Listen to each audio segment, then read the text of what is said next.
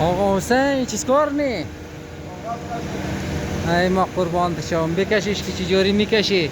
این کار خیلی سختیه مگه جز تو کس دیگه کش دارم تن راسه؟ خدا فلکتری کلخه میکنم.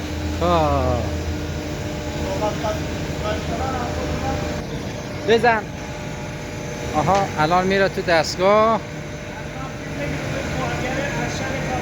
آها برو.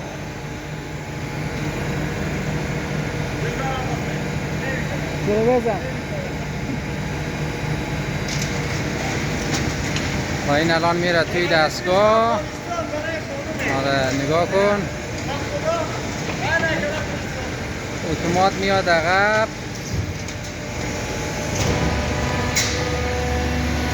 الان روی فشار است. اینجا کامپیوتر رو میبینید که این الان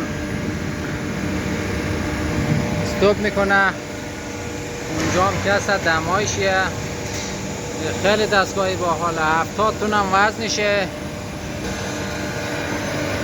الان میره بالا.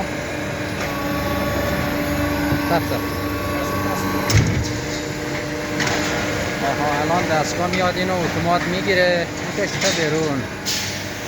ببینید. آها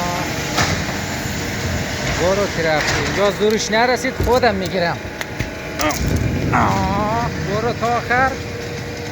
برو که رفتی. برو. اینجا هم روی جک میذاریم. بعدش با این دستگاه لیفتراک بلند میکنم و اونجا بسته بندی میکنیم. این هم کار ماست دوستا.